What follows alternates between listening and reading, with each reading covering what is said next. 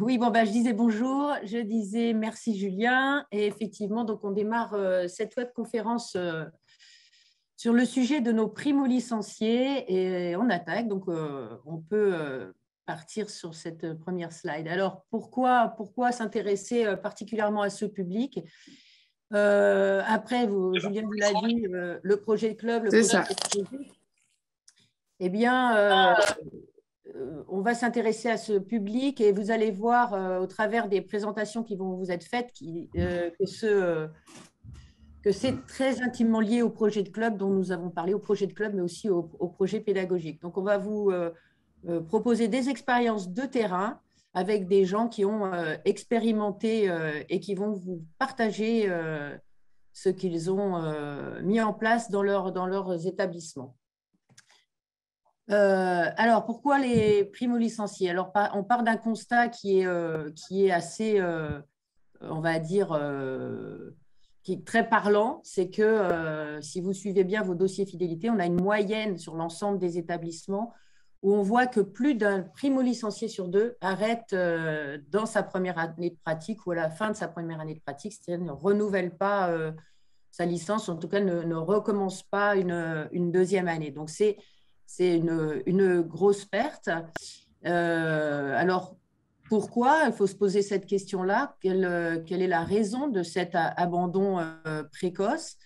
Est-ce qu'il y a un écart entre les attendus et la réalité, un écart entre ce que espère le nouvel arrivant et puis ce qu'il trouve, la qualité de l'accueil? Est-ce que ça crée une frustration, une déception? En tout cas, c'est la question qu'on va se poser. Et surtout, eh bien, comment on va faire pour répondre à ça? Pourquoi c'est un problème? Tout simplement, effectivement, c'est un problème économique puisqu'on perd des licenciés. Ça oblige le club à recruter perpétuellement, ce qui est quand même très difficile, on le sait, qui oblige à beaucoup de communication. Ça crée une lassitude, ça crée un stress pour l'organisation de la rentrée et aussi des problématiques de logistique.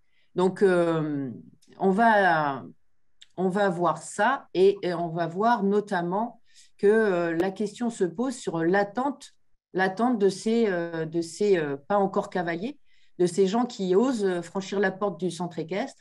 Et suivant quelques enquêtes qu'on a menées, il apparaît trois grands points qui reviennent parfois dans des ordres différents, qui sont que les attentes sont principalement associées à la convivialité, une attente là-dessus, à la qualité de l'enseignement et beaucoup à la relation aux chevaux, qui est quand même quelque chose d'assez nouveau, que maintenant on sait tous voir, mais qui prend de plus en plus d'importance. Alors, ce n'est pas toujours dans cet ordre-là, mais ce sont toujours ces trois points qui arrivent en premier dans l'attente d'un nouveau, dont on espère, nouveau cavalier au club. Alors, à partir de ces deux constat de perte de licenciés ou constat de perte d'attente de ces nouveaux publics, on a défini plusieurs points de vigilance qui reviennent à chaque fois, quelles que soient les expériences et les trois intervenants qui vont venir maintenant. Un point essentiel qui est celui de l'accueil, de comment on va accueillir déjà dès la premier contact, une écoute, c'est-à-dire être capable de prendre en compte ce que souhaite ce public-là, être capable également de faire des propositions, puisqu'on a des gens qui ne savent pas forcément, qui ont une idée de ce qui peut se passer dans un club, mais qui n'ont pas forcément tout le panel, le large panel, la chance qu'on a d'avoir énormément de possibilités, d'être capable de s'adapter à ces nouveaux publics et d'adapter une posture en adéquation qui est très liée à la façon d'enseigner, à la façon d'être, d'individualiser son écoute pour établir un projet pour chacun, sachant que on a un ensemble de publics, mais que chacun est une personne avec une attente particulière, un projet particulier. Donc, d'être capable de répondre à cette attente individualisée, c'est-à-dire de différencier un petit peu son action et son écoute. Alors, à partir de là, il y a bien sûr beaucoup de points communs, qu'on soit poney club, centre équestre, plutôt tourné vers l'extérieur ou vers la compétition. Enfin, ça, tout est possible. Donc, il y a beaucoup de points communs. Il y a aussi quelques spécificités, notamment liées à l'âge en particulier, adulte ou enfant, sachant que derrière chaque enfant, il y a forcément un adulte. Donc, ce que je vous propose, eh bien, c'est de commencer avec Marine. Marine qui va vous faire un point sur son expérience spécifiquement autour de l'accueil, qui est un point commun à tout le monde et qui est un point, on va voir, absolument essentiel.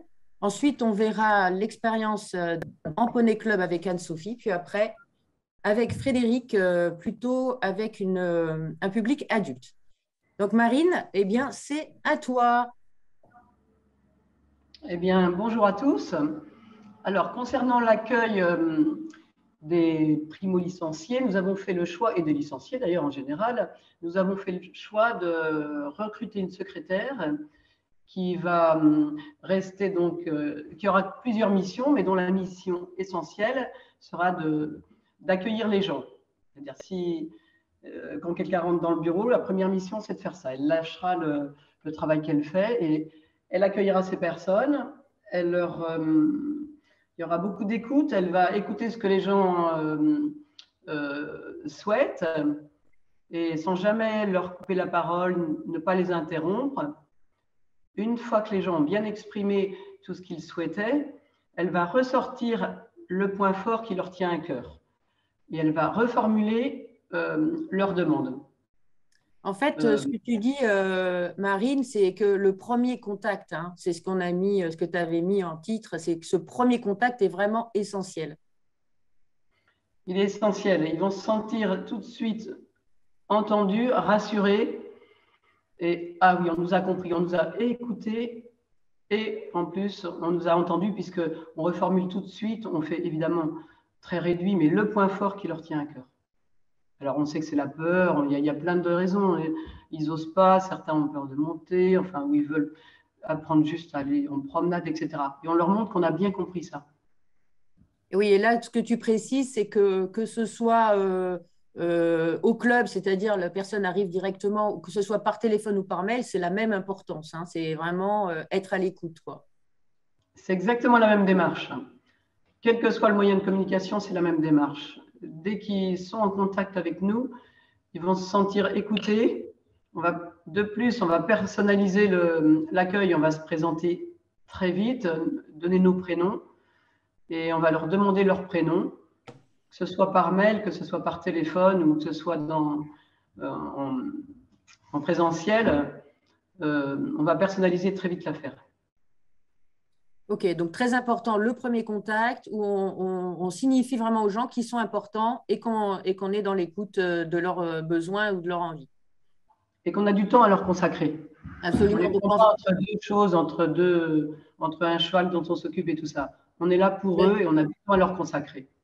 Voilà, donc il y a quasiment une personne dédiée pratiquement à l'accueil. Il y a une personne dédiée à ce poste-là et quand cette personne est absente, je prends le relais. Ok. Alors, les grandes lignes. Les grandes lignes. Alors, une fois que la personne a exprimé son souhait, évidemment, nous allons lui proposer une séance. Alors, ça peut être une séance en individuel, ça peut être avec plusieurs personnes, ça dépendra un petit peu de de son ressenti, de ce qu'elle va souhaiter faire, si on sent qu'elle est vraiment anxieuse. Voilà. On va faire plusieurs propositions et on va s'adapter à son emploi du temps. On va avoir des horaires très souples parce que si on reste calé sur un horaire, ça va déjà éliminer pas mal de personnes. Donc, on va trouver le moyen de lui proposer un créneau horaire qui va lui convenir en plus. Et puis après, on va lui proposer plusieurs séances, soit en individuel, soit dans un tout petit groupe. La séance ne durera pas forcément 1 heure. Ça peut durer 40 minutes comme 1 heure et demie. Et on passera également beaucoup de temps à côté. On prendra notre temps. La règle d'or, c'est prendre son temps, les écouter et prendre son temps. Alors là, déjà, Marine, tu es sur la séance proprement dite. Mais déjà, rien avant, là, je vois que sur la diapo, tu vas même jusqu'à dire qu'on peut orienter quelqu'un vers un autre club. Alors, c'est quand même pas le projet au départ de faire partir les gens, mais ça veut dire que vous êtes vraiment à l'écoute et si vous êtes capable de l'assumer ou pas, quoi, en fait. Hein. Tout à fait. Effectivement, si on s'aperçoit que la personne ne va pas trouver son bonheur dans les services qu'on propose, il vaut mieux effectivement l'orienter vers un autre club et comme ça, elle va rester et elle gardera une bonne image de notre centre équestre. On ne va pas forcément la garder. Elle gardera une bonne image. Peut-être qu'un jour, elle nous renverra des gens ou pas. Et en plus, elle trouvera son bonheur ailleurs. Et ça gardera en plus une ambiance conviviale de tous les côtés, et chez nous et chez elle. Et je pense que c'est très important, même si c'est une toute petite minorité, de ne pas hésiter à orienter dans un club qui propose un service que nous, on ne fait pas. Et ça met une bonne ambiance entre les clubs, entre les clubs voisins, j'imagine. Et là, je vois que tu parles aussi de projets tout de suite dès l'arrivée. Oui, dès que les gens arrivent, effectivement, on va leur proposer un projet. Alors, le projet, il est variable. Ça peut être le projet, pour certains, c'est trotter enlever. Vous prenez quelqu'un qui a un peu d'âge, trotter enlever, c'est déjà un premier projet. Ça peut être le projet, ça peut être d'aller faire une randonnée avec leurs amis. Enfin, tout le monde a plein de projets. Le projet, il n'est pas forcément grandiose. Le projet, on répond au projet que le cavalier souhaite. Et puis après, il est évolutif. On sait très bien que le cavalier qui vient modestement, timidement, par exemple, se dire, déjà, est-ce que je vais avoir la solution? Est-ce que je vais être capable un jour d'aller me promener à cheval? Eh ben, on va lui mettre ce projet-là en place. On va lui donner une idée de temps pour réaliser son projet. Et puis après, progressivement, on l'ouvrira peut-être à d'autres projets. Alors ensuite, tout de suite, il va y avoir une première séance. Donc, qu'est-ce qui est important sur cette première séance? Déjà, la première séance, c'est important que cet élève se sente vraiment en sécurité. Et je le redis, toujours écouter. C'est essentiel. Donc, le cavalier, quand il va arriver, on va vraiment prendre notre temps. On va mettre quelqu'un d'expérimenté à faire cette séance, qui a l'habitude de gérer des débutants et qui connaît toutes les ficelles pour faire une séance qui va être réussie et dans la bonne humeur et dans la sécurité. Et qui ne fera pas forcément du sport. On n'est pas obligé de faire du sport dès notre première séance, loin de là. Et on proposera, on prendra le temps qu'il faut à pied. Il n'y a pas de règle, il n'y a pas un temps défini pour rester avant de monter sur le cheval. Ce n'est pas un quart d'heure à pied, une demi-heure à cheval. Ça n'a pas d'importance. L'important, c'est que la personne se sente bien et une première expérience vraiment positive. Ok.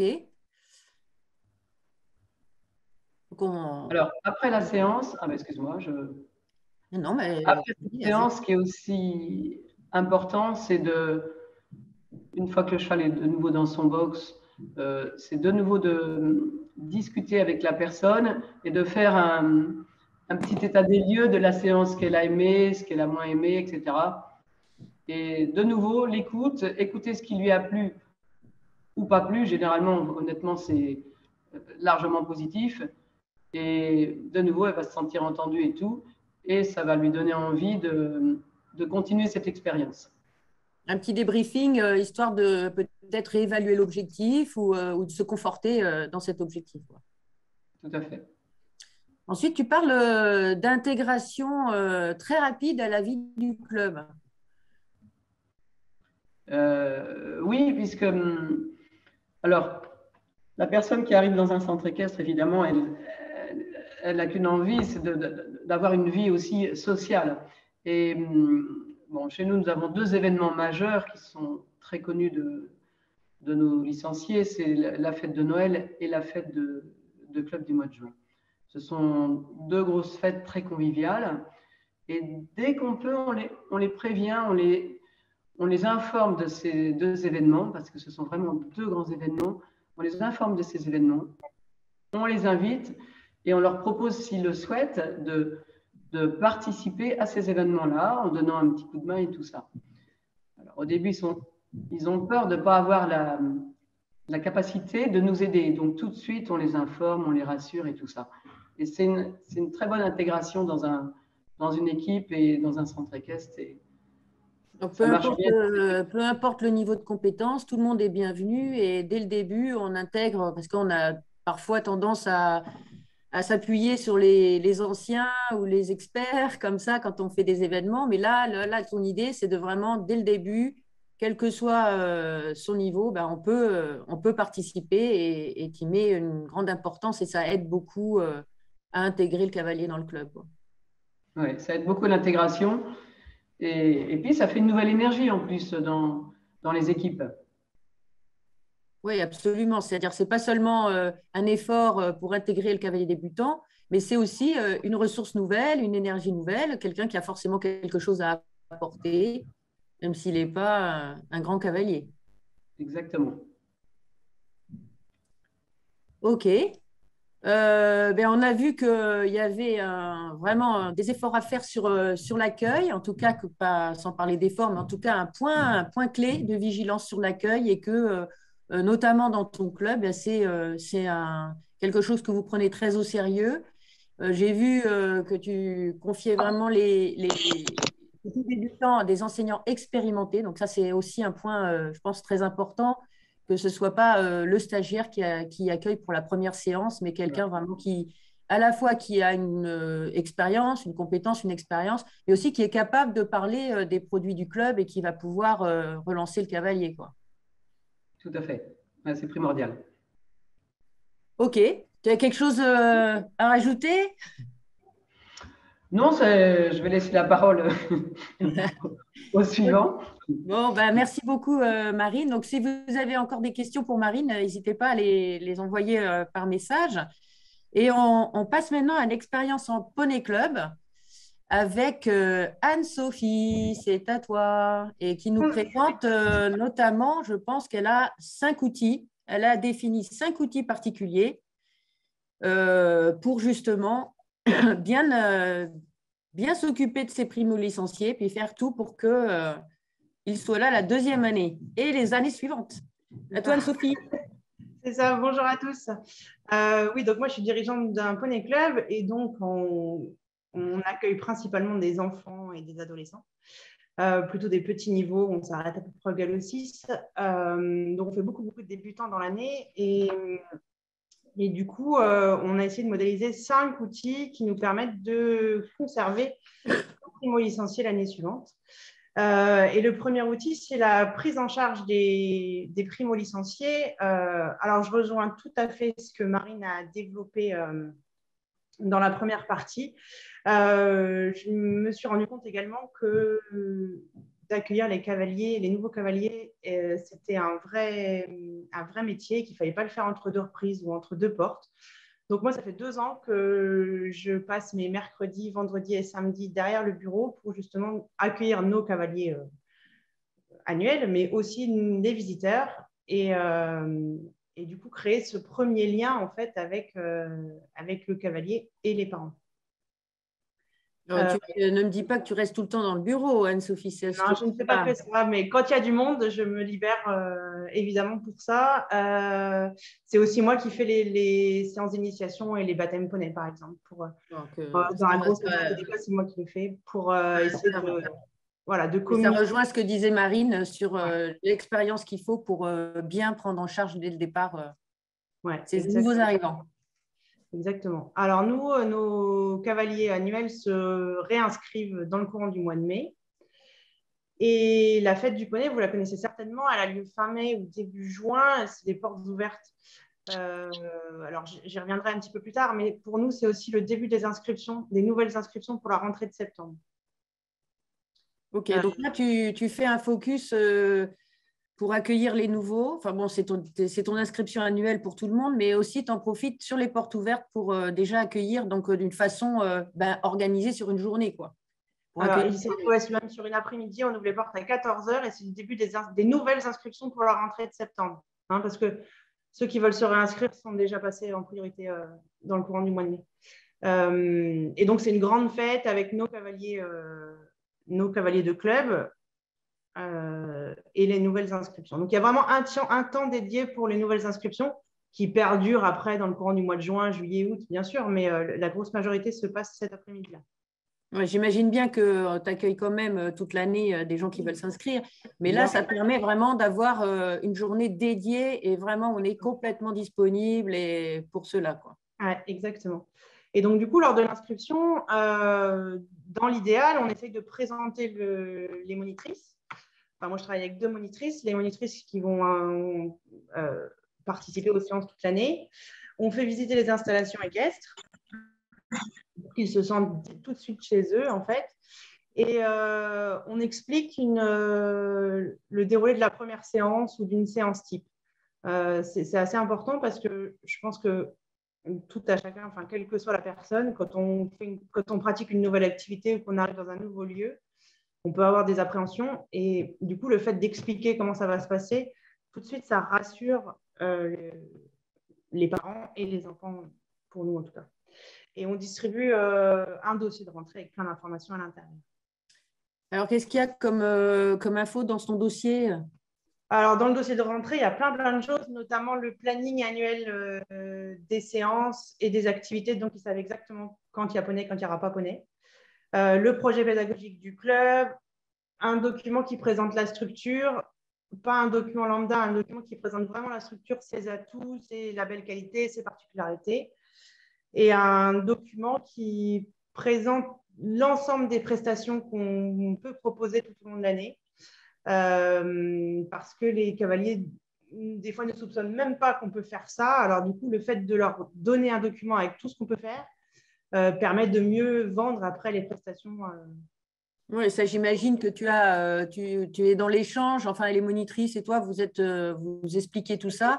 Mais c'est bien que les parents, ils partent avec un petit papier, enfin, un petit papier, c'est plus que ça, mais un document avec tout dessus, comme ça, ils peuvent le consulter, regarder, et puis j'imagine que ils peuvent aussi, eux, se projeter sur tout ce que propose le club.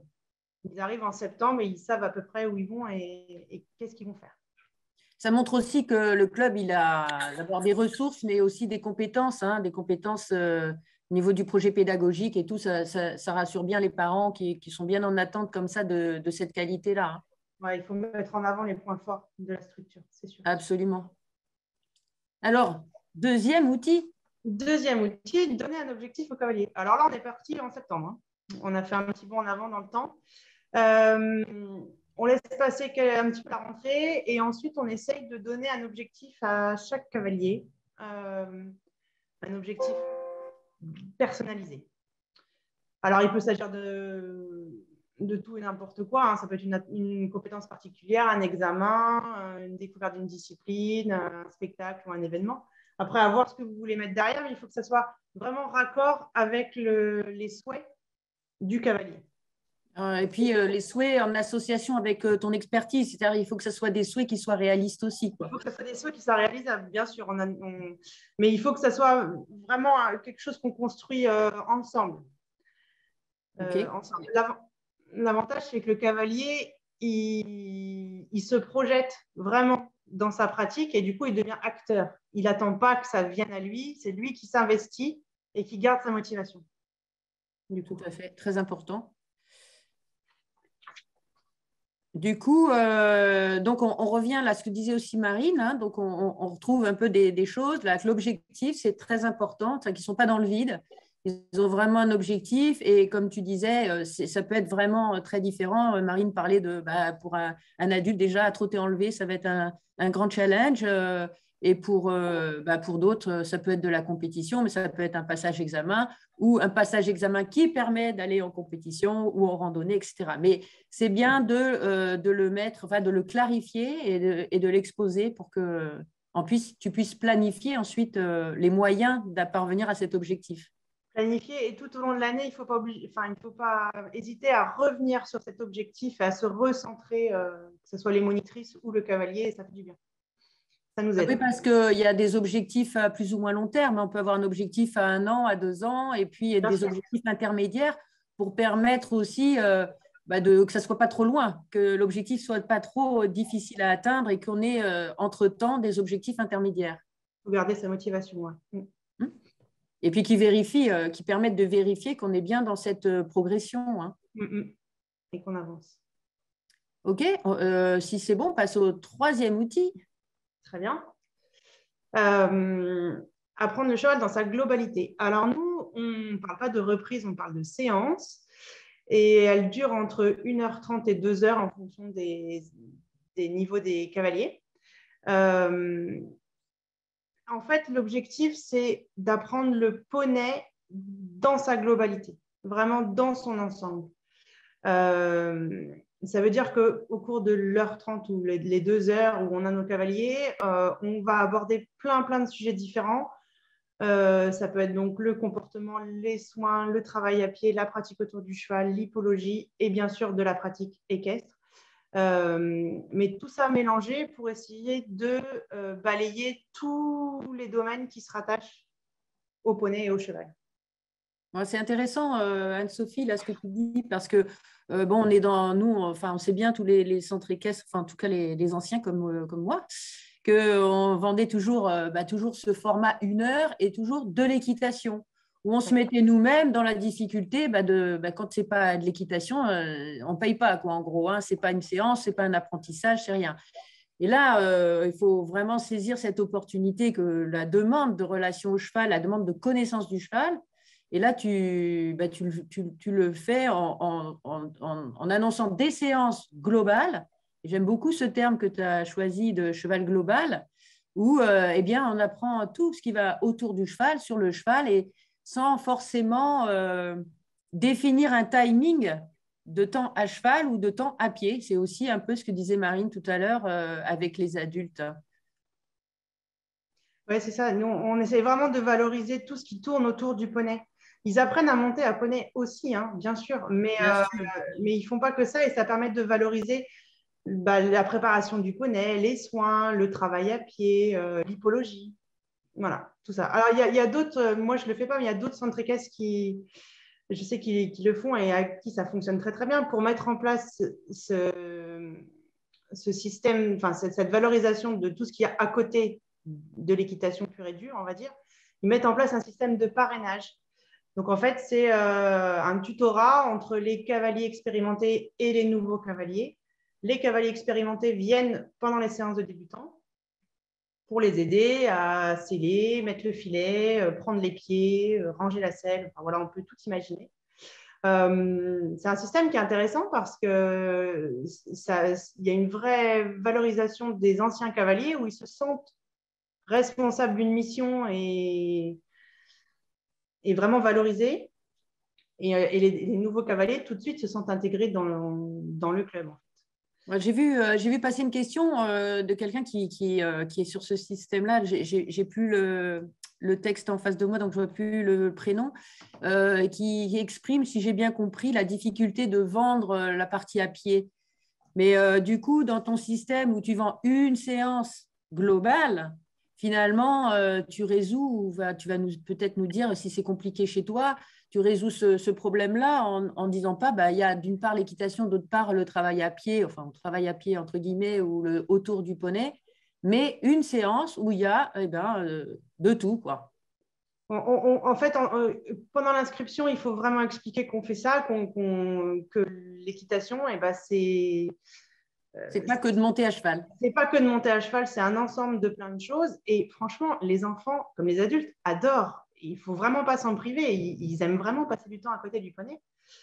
Et puis, ça aussi, c'est une acquisition de compétences. Ce n'est pas qu'il y a des compétences à acquérir, des savoir-être, et beaucoup de bien-être à en retirer. C'est pour ça que je disais au début, c'est très lié, c'est intimement lié au projet pédagogique. Donc, dès le début, c'est quelque chose que le dirigeant ou la personne qui accueille doit tout de suite exprimer, cette façon d'envisager le cheval ou le poney globalement, qui va justifier toute la façon dont vous gérez les choses, en fait. Exactement. Tout ça découle du projet de club et il faut s'en servir et toujours s'appuyer dessus. C'est sûr. OK, on passe au quatrième outil, Anne-Sophie, sauf si tu as encore des précisions là-dessus. Non, c'est très bien. Utiliser les galops et les galops poneys. Alors, nous, bien sûr, c'est plus les galops poneys. Enfin, non, on a un petit peu de galops de cavalier, mais surtout les galops poneys. Alors, utiliser les galops poneys, ça donne vraiment un… J'imagine que tout le monde connaît à peu près les galops poneys. En fait, c'est une trame de progression adaptée aux enfants. Donc, c'est 6 petits examens qui sont vraiment adaptés à leur progression, alors pour le coup, autant à cheval que à pied ou autour du poney. C'est génial parce que ça donne vraiment un objectif. Donc, déjà au cavalier, un objectif qui est réalisable prochainement. Il ne faut pas attendre 3 ans pour passer un examen. Et ça donne aussi une trame de travail pour les enseignantes. Donc, ça, c'est… Enfin, moi, j'ai 2 monitrices. Pour les enseignants en général, c'est assez facile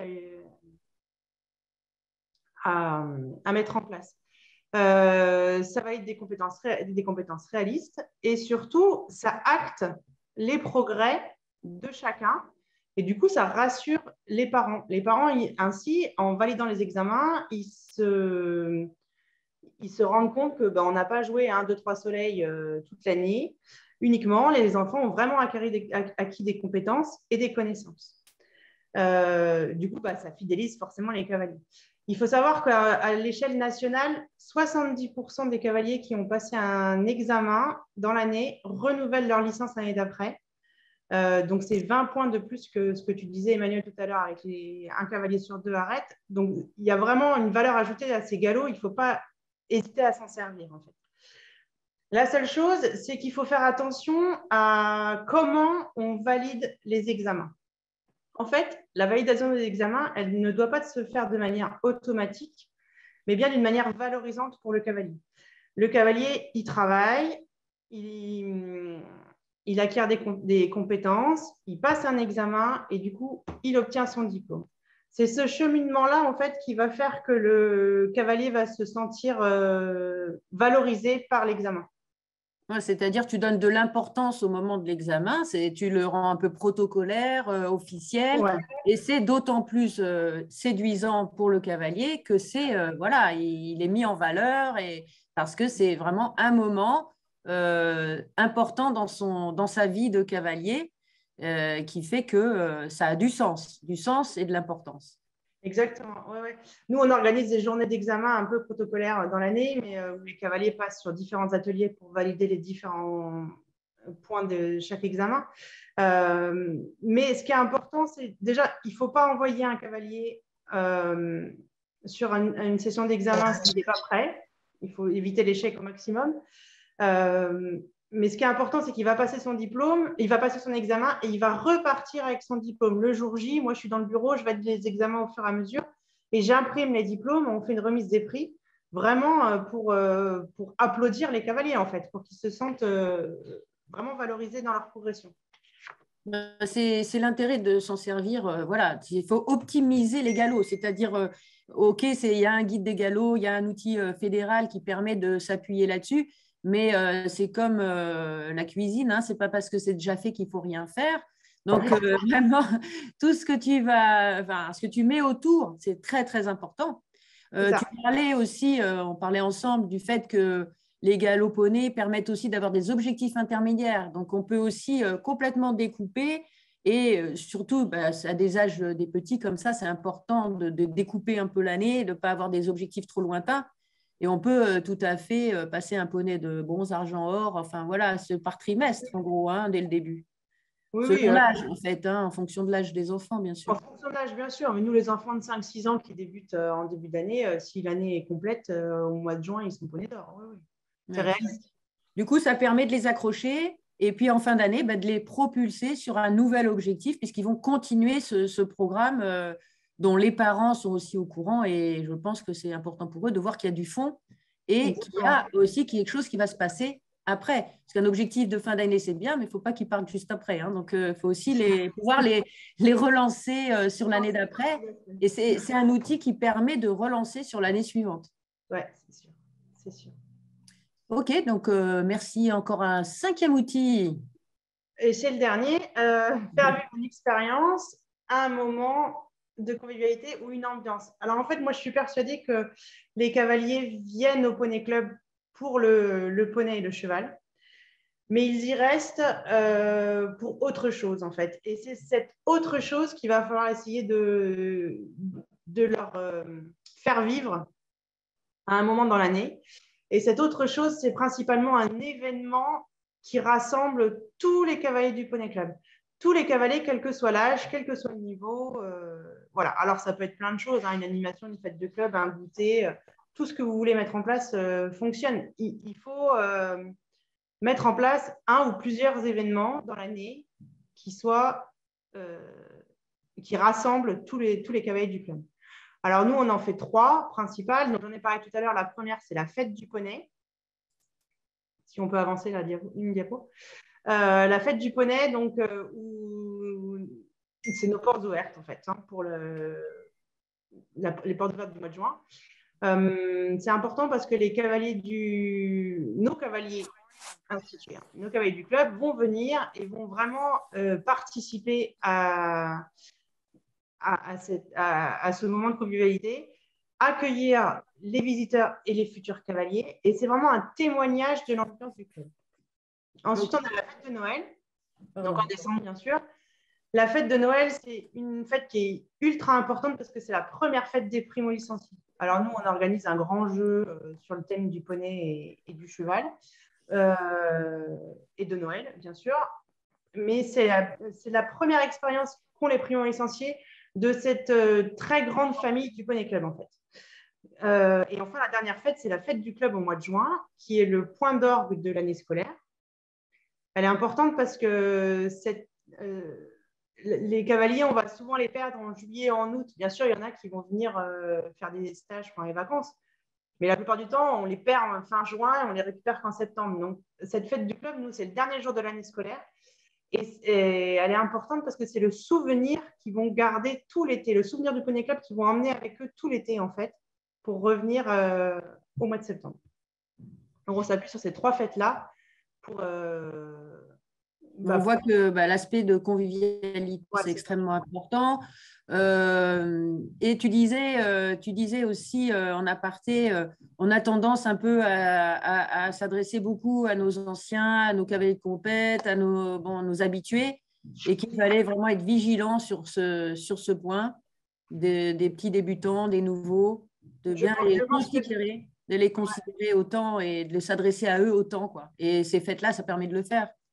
Ces fêtes-là, ça permet de le faire. Et je pense que c'est une erreur, en effet, de s'occuper que de nos cavaliers de concours ou nos pensionnaires ou demi-pensionnaires. On les adore, on adore passer du temps avec eux. Ils sont tous les jours au Poney Club, c'est évident. Mais il faut vraiment essayer de se dégager du temps et des moyens pour aller vers les primo-licenciés et les intégrer, les faire participer à ces fêtes, aussi bien en tant que consommateur, on va dire, mais aussi en tant qu'organisateur. Moi, j'ai des parents qui participent à l'organisation des différentes activités, même si c'est des primo-licenciés, et ils adorent et ils le font très, très bien. Allez, on passe à Anso, excuse-moi, je te coupe un peu, on passe à la conclusion parce que Frédéric gratte du pied, il voit le chronomètre avancer. Oui, on y va. Et il a aussi beaucoup de choses à nous raconter, alors vas-y. En conclusion, voilà, il faut essayer de rassurer les parents et d'expliquer nos activités, toujours de communiquer.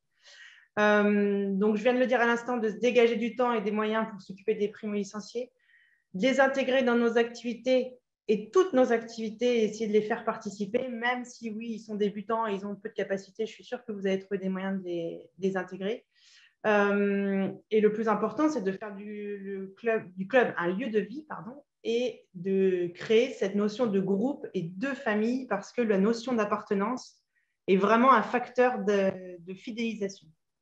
Et il est plus facile de fidéliser que que de de recruter. Et il faut s'en Voilà. occuper. Voilà. Mais c'est du boulot. Voilà, c'est du boulot et c'est un vrai sujet, c'est un vrai projet de club et c'est voilà, quelque chose qu'il faut mettre en place en y réfléchissant et en posant toutes les bases de ce qui est nécessaire. Merci beaucoup Anne-Sophie. Excuse-moi, on avance et maintenant, on va passer la parole à Frédéric qui, lui, est un peu plus orienté sur les adultes. Bonjour, oui effectivement, donc je suis enseignant d'équitation indépendant. J'enseigne en particulier auprès d'un public adulte et j'ai surtout beaucoup enseigné dans des clubs de saison, La Baule, Guérande, Noirmoutier, où la question de la fidélisation des vacanciers qui reviennent d'une année sur l'autre est très importante. Donc souvent, ce sont des gens qui commencent l'équitation. Et j'ai aussi eu un centre équestre pendant 8 ans qui était archi complet et j'avais des cours des débutants, mais comme on les fidélisait bien, eh bien, on avait beaucoup moins de place après. Donc, je vais vous expliquer une expérience de la pédagogie qui a réussi avec ce public adulte débutant, tout en sachant qu'en fait, pour les adultes, on doit parler d'andragogie plutôt que de pédagogie. C'est le terme adapté aux adultes. La première chose qui est importante à savoir avec les adultes, c'est que ce sont des cavaliers qui ont une expérience de vie et par cette expérience de vie, ils ont des convictions, des certitudes, ils ont un esprit critique développé. Et à partir de là, dans notre enseignant, on doit prendre en compte que pour comprendre un acte moteur, ils vont devoir faire passer l'explication par le filtre de leur cerveau. Et ils ont besoin qu'on soit précis dans notre pédagogie et qu'on puisse répondre à leurs questions. D'autant plus qu'aujourd'hui, ces cavaliers ont accès à Internet et aux informations d'Internet et ils vont nous poser des questions, nous challenger sur des contenus qu'ils auront vus et il faut en face qu'on puisse avoir un discours cohérent par rapport à ces contenus. Donc, on peut dire qu'avec le public adulte, une pédagogie infantilisante ou purement directive ne fonctionne pas. Et ça, les cavaliers me l'ont bien dit. En plus de ça, chez les adultes, on va avoir un besoin de sécurité accru, un besoin de sécurité physique parce que les personnes peuvent commencer beaucoup plus tard l'équitation, à 40, 50, 60, voire 70 ans, j'ai eu le cas, et ce sont des personnes qui ont des responsabilités familiales et professionnelles. Donc, il est hors de question qu'elles se blessent. Et il faut vraiment prendre en compte aussi la sécurité affective parce que les adultes débutants ne progressent pas tous au même rythme, selon qu'ils sont sportifs ou non. Et le poids du regard de l'autre peut être quelque chose qui va les freiner. S'ils sentent que leur progression est moins rapide qu'un autre cavalier, à ce moment-là, ça peut être un agent qui va les faire arrêter. Donc, c'est à nous de prendre en compte cette notion-là. C'est sûr que ce que tu dis, c'est bien connaître son public, c'est quand même aussi très important pour bien s'adresser à eux. Hein. C'est-à-dire, on parle souvent, nous, des étapes du développement de l'enfant, qu'on ne s'adresse pas pareil à un enfant de 4 ans qu'avec un adolescent. Mais là, la spécificité du public adulte, et là, tu l'exprimes très bien, c'est aussi quelque chose de très important. On voit là tout ce que tu viens de dire, je ne vais pas le redire, mais c'est vraiment très spécifique. Hein. On ne fait pas les mêmes, pas les mêmes contenus, ni la même manière de s'adresser à des adultes qu'à des enfants. Exactement. OK. Alors, la clé de la fidélité, très rapide. Alors, très rapide. J'ai fait un sondage auprès de mes anciens cavaliers. J'ai vendu mon club en 2003 et ce qui revenait très vite, c'était la convivialité, la qualité de l'enseignement, la qualité de la cavalerie et le respect et le soin apporté aux équidés. Et j'ai aussi fait ce sondage auprès de mes cavaliers actuels. Et là, ce qui venait très rapidement, c'était la question du bien-être animal à chaque instant, donc du bien-être du cheval, et aussi la question de la relation privilégiée avec le cheval, voire un cheval. Et ils m'ont tous dit, nous, on aime un cheval et on a besoin de cette relation régulière avec ce cheval. Donc, dans ma pédagogie, je prends en compte la relation avec le cheval et le bien-être du cheval. Et pour moi, je pense qu'aujourd'hui, en 2021, ce sont des paramètres vraiment incontournables. Oui, tout à fait, tout à fait. Mais c'est aussi une richesse qui n'appartient qu'à nous. Et donc, ça, c'est aussi un atout énorme hein, que d'autres pratiques de loisirs n'ont pas, c'est-à-dire cette relation au cheval, à la nature, etc. Donc, c'est à la fois un point clé qu'on doit, de vigilance, mais aussi un atout énorme dont on En doit plus, se servir. un objectif à part entière, c'est-à-dire que des cavaliers n'auront peut-être pas d'objectif de compétition ou de passage de galop, mais leur objectif, c'est de rejouer cette relation à chaque fois qu'ils viennent. Et ça peut les tenir des années, des années. OK. Ensuite, tu parles de posture. Alors, qu'est-ce que tu entends par là pour la question Alors, la posture, c'est la posture de l'enseignant. Il y a une vingtaine d'années, avec le comité départemental d'équitation, on avait créé une réunion sur la fidélisation des primo-licenciés et des cavaliers en règle générale. Et on s'est aperçu, il y a 20 ans, on avait des produits assez standardisés. C'était beaucoup moins hétérogène qu'aujourd'hui. Et pourtant, certains clubs fidélisaient, d'autres moins. Et c'était vraiment la question de la posture du dirigeant qui faisait qu'un club allait avoir une fidélisation importante et l'autre un peu moins importante. Et j'ai beaucoup aimé cette notion d'équite à moi dans la vision sur le projet et d'avoir un produit qui nous ressemble et une équitation qui nous ressemble et donc de sortir de quelque chose qui soit standardisé. Ouais, Ensuite, c'est important que ce soit une équitation qui nous ressemble, mais il ne faut pas oublier, du coup, dans la posture, les points que tu vas développer maintenant qui font que les cavaliers d'aujourd'hui vont y trouver leur compte. Hein. Ce n'est pas tout à seulement fait. faire l'équitation qu'on veut soi-même, on le fait aussi. Enfin, il faut avoir une parle d'attention particulière, donc si tu peux développer ça. Exactement. La question de l'attention particulière pour les cavaliers, elle est importante, mais le mot important, c'est sincère. Ce n'est pas du happiness manager où on essaie de rendre les gens heureux pour avoir un meilleur chiffre d'affaires. C'est vraiment la sincérité qui va faire que les gens vont rester. Et cette sincérité, je l'ai pour chaque cavalier, chaque équidé et aussi pour l'entourage des cavaliers, le mari, la femme, les enfants. Et je prends en compte la situation de chacun. Je peux avoir des cavaliers avec des situations de handicap, d'autres qui vont avoir des objectifs beaucoup plus compétitifs. Et je ne hiérarchise pas du tout. J'ai vraiment le même intérêt pour chacun. Et les débutants, effectivement, on peut imaginer que c'est un groupe de débutants, mais chez les adultes, c'est vraiment des individualités et il faut s'adapter à chaque individu. Ça, c'est vraiment très important. Et ensuite, dans ma pédagogie, j'essaye de toujours être positif, c'est-à-dire de mettre en valeur ce qui va et non pas ce qui ne va pas. Il fut un temps où un moniteur au milieu de sa carrière souvent disait ça va pas, ça va pas, ça va pas, et une fois de temps en temps, ça va. Ben moi, j'inverse les choses. C'est-à-dire que je dis tout ce qui va, sans flatter, bien sûr. Et ensuite, j'encourage l'effort chez les adultes, beaucoup plus que le résultat. J'ai par exemple commencé notamment chez un public de primo, enfin très débutant, qui va très rapidement se lasser s'il n'a que des choses négatives. Quelque chose qu'un cavalier expérimenté ou un ancien cavalier va supporter plus facilement. Là, en débutant, ce n'est pas possible. Non, là, ce n'est pas possible. Et puis, éthiquement parlant, pédagogiquement parlant, ce n'est pas une bonne stratégie non plus. Absolument.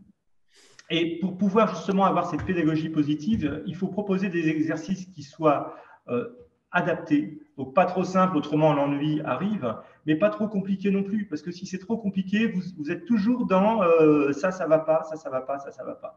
Donc, la pédagogie positive, c'est aussi une fiche pédagogique bien pensée. OK.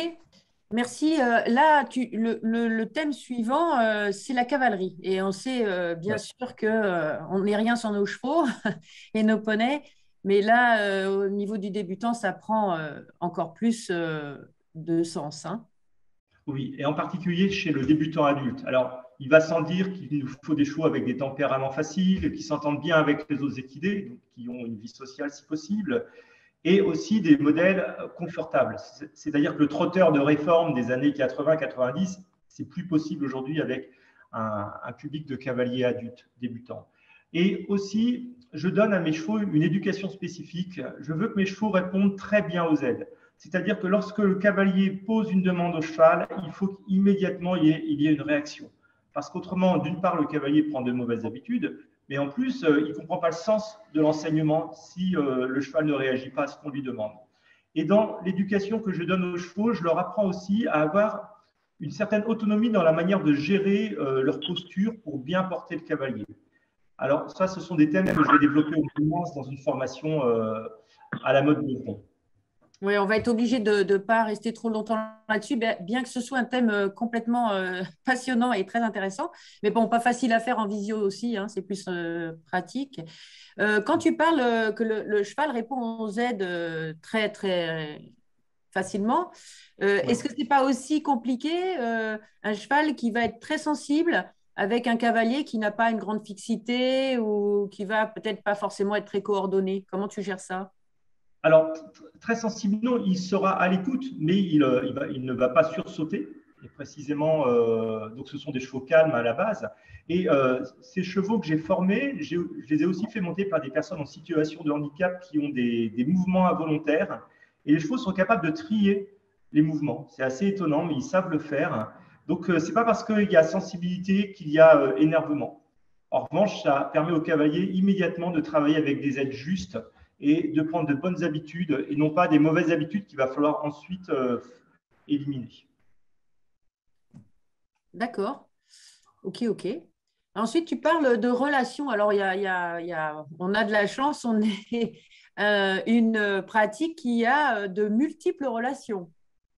Effectivement, c'est le fil conducteur de mes séances. Et je pourrais dire qu'aujourd'hui, je sais pas tellement l'équitation que je fais, mais c'est de la relation.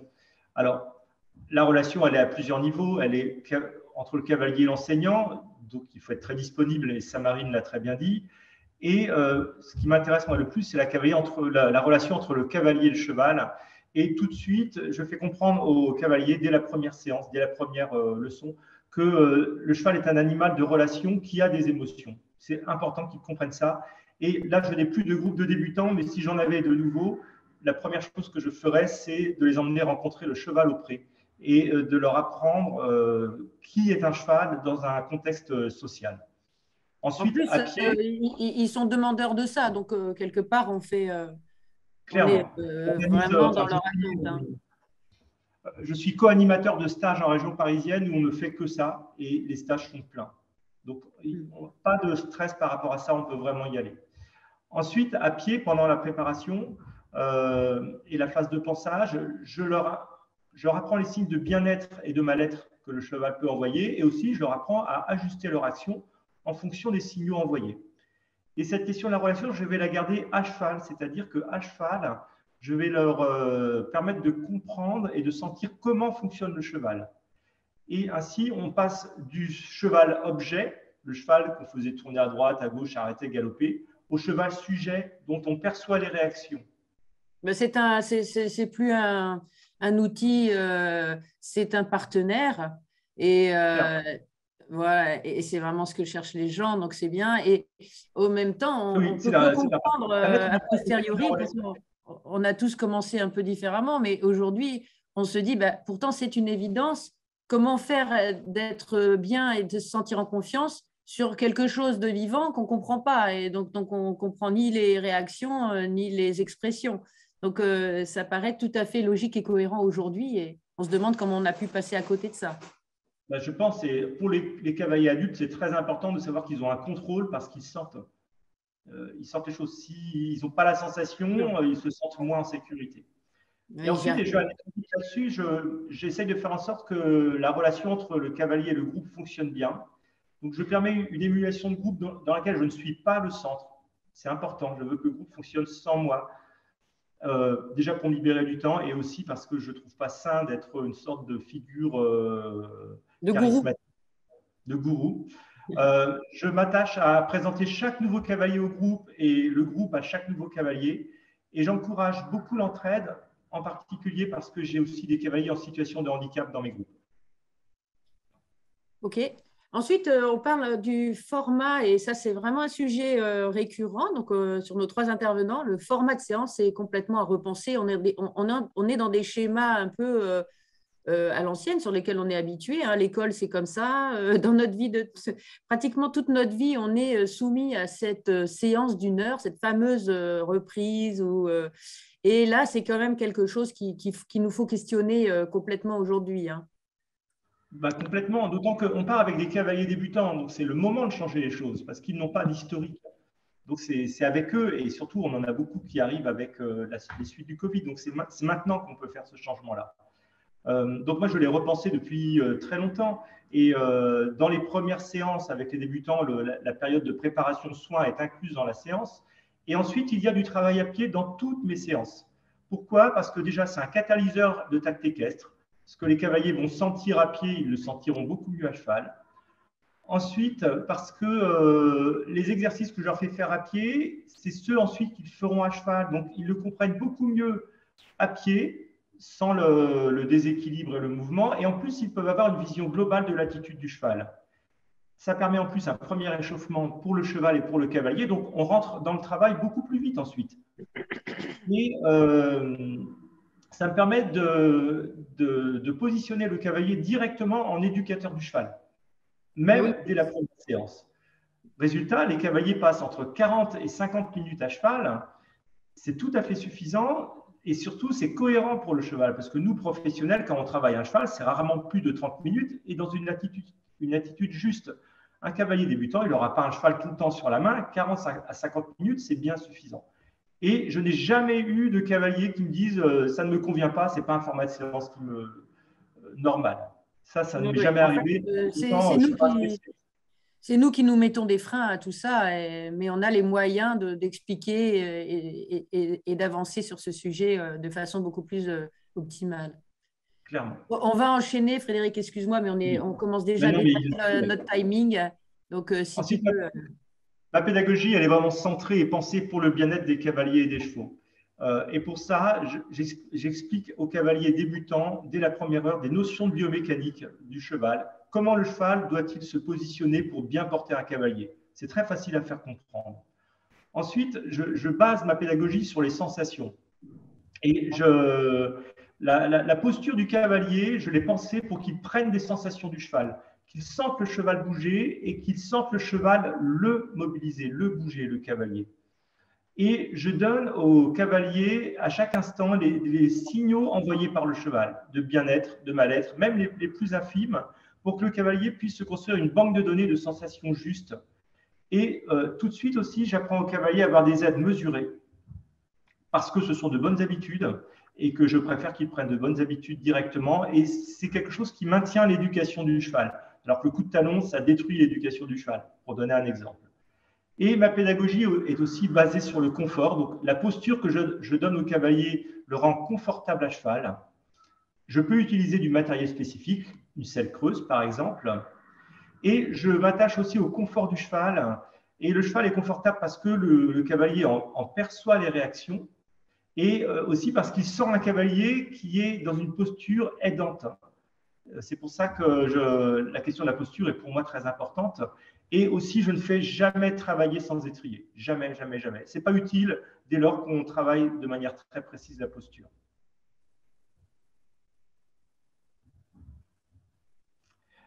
Ensuite, j'encourage énormément l'autonomie. Alors, quand on éduque les cavaliers aux sensations, ils deviennent autonomes. Dès lors qu'ils sentent le cheval et les réactions du cheval, ils prennent de l'autonomie. Et je matérialise énormément l'environnement parce que quand les cavaliers se promènent dans un environnement non matérialisé, l'ennui arrive aussi bien pour le cavalier que pour le cheval. Et dans mon contenu technique, j'ai un contenu technique qui est simple, mais pas simpliste. Et je décompose énormément les choses. Et une chose très importante, l'activité du cheval, je ne m'en occupe pas du tout au début. Je m'en occupe après. Je fais travailler dans la lenteur pour que le cavalier soit confort et le cheval aussi. Et dans tout mon contenu technique, je suis plus attaché à la qualité qu'à la quantité. Je fais moins de choses, mais je traite chaque exercice au bout pour que le cavalier prenne des sensations. Et je m'aide énormément des équitations de travail, en particulier l'équitation western. Et les deux photos que vous avez, c'est un peu la conclusion de ma pédagogie, parce que vous voyez à gauche un cheval qui a dans son faciès quelque chose de triste. Et si le cheval, en début de cours, il a ce faciès triste, ben le but du jeu, c'est qu'à la fin du cours, le cheval ait le faciès de la jument à droite, donc un cheval qui est bien dans son comportement. Et avec mes cavaliers débutants, on compare le faciès du cheval en début de cours et en fin de cours. Bien, merci beaucoup, Frédéric. C'est vraiment super intéressant. Désolée, je sais que tu peux développer beaucoup plus, mais on retiendra vraiment dans ta manière de faire, ben, justement, la manière, c'est-à-dire ce que tu appelles la posture, la façon d'envisager les choses de l'enseignant qui est extrêmement importante, très associée à l'individualisation, à la différenciation, à l'intérêt qu'on donne à chaque cavalier comme vraiment une personne et une personne qui a besoin d'explication, qui a besoin de comprendre pourquoi on lui demande telle et telle chose et qui rend les choses pour lui beaucoup plus intéressantes et qui fait qu'il va pouvoir se projeter et s'intéresser vraiment au fonctionnement du cheval qui est un vrai sujet, au fonctionnement et à cette relation qu'ils attendent tous. Hein. Donc, merci beaucoup. Je sais que tu vas pouvoir, s'il y a des gens qui sont intéressés, tu proposes une formation le 24 et 25 mars au Parc équestre, justement sur cette éducation du cheval de club. C'est vraiment un sujet intéressant. On est resté un peu sur notre faim là, avec ce que tu nous dis là. Et puis en conclusion, je dirais, ben, il faut être dans l'écoute, il faut être capable de s'adapter à ces nouveaux publics, ces nouvelles demandes, mais aussi à nous aussi, on a aussi envie peut-être d'une autre façon de faire de l'équitation, de proposer de l'équitation, et puis de développer des compétences pour tout ça. Donc s'informer, se former, allez voir votre dossier fidélité, c'est intéressant aussi voir où vous en êtes et ben, continuer de former vos enseignants à être dans l'écoute des attentes de nos nouveaux cavaliers. Merci beaucoup, Marine, merci Anne-Sophie, merci Frédéric. On a un petit peu débordé. Je laisse la parole à Julien. Merci, merci Emmanuel. Merci à vous trois pour ces interventions. C'était extrêmement intéressant. Ce n'est pas un exercice facile qu'ils vous ont présenté parce qu'il faut arriver à parler de plein de choses tout aussi passionnant pour nos structures et dans un laps de temps assez réduit. Mais en tout cas, un grand merci. Comme le disait Emmanuel, ayez bien ce réflexe d'aller sur la médiathèque des clubs pour récupérer tous les outils dont vous avez besoin pour votre quotidien et bien sûr de télécharger votre dossier fidélité. Il est dans votre espace CIF, il est à votre disposition et c'est toujours intéressant de le regarder. Merci pour toutes les questions qui sont passées, auxquelles on a répondu au fur et à mesure. Il y en avait une qui était importante, c'est sur les supports qui ont été préparés à l'occasion de la visio. Ils vont être envoyés par mail, c'est-à-dire vous allez avoir le contenu des diapos si vous avez besoin de refaire un point. Et bien sûr, la visio, elle est en replay. Donc, si jamais vous voulez la revoir ou s'il y a des gens à qui vous voulez la faire passer, n'hésitez surtout pas. Les prochains rendez-vous, on garde notre rituel de nos visios mensuels avec la prochaine qui sera, on va laisser passer les vacances de février où tout est bien chargé dans nos centres équestres et nos poney clubs pour se retrouver tout début mars avec une visio sur l'offre en direction des publics scolaires, des établissements scolaires. Ça sera le lancement de Poney École sur lequel tout un sujet dont on voulait parler avec vous. La fédération avait préparé un très beau congrès autour de ces questions-là aussi pour Avignon. Le salon d'Avignon est maintenu, mais pour les conditions sanitaires qu'on connaît aujourd'hui, il n'y a pas le congrès, mais on voulait quand même, nous, aborder cette question début mars sur les publics scolaires et particulièrement Poney École. Et puis, pour vos agendas, au mois d'avril, on abordera la préparation du printemps, la préparation d'une grande fête du printemps autour d'un événement que propose la fédération, un événement qui marche pour le recrutement et également pour la fidélité, c'est la fête du poney. Et au mois de mai, on glissera vers les outils fédéraux, tout ce que propose la fédération au service du développement de la pratique. Tout ça, c'est pour que vous ayez un petit agenda dans votre tête, mais on reviendra bien sûr en détail sur tous ces contenus et on ne manquera pas de vous renvoyer des mails et des informations pour que vous puissiez vous inscrire au bon moment. Voilà, encore un grand merci aux trois intervenants pour cette présentation et à Emmanuel qui a orchestré tout ça. Merci surtout à vous de nous avoir suivis et on se retrouve très prochainement pour d'autres moments en visio ou en présentiel autour de toutes ces questions. Merci beaucoup, bon après-midi et à très bientôt.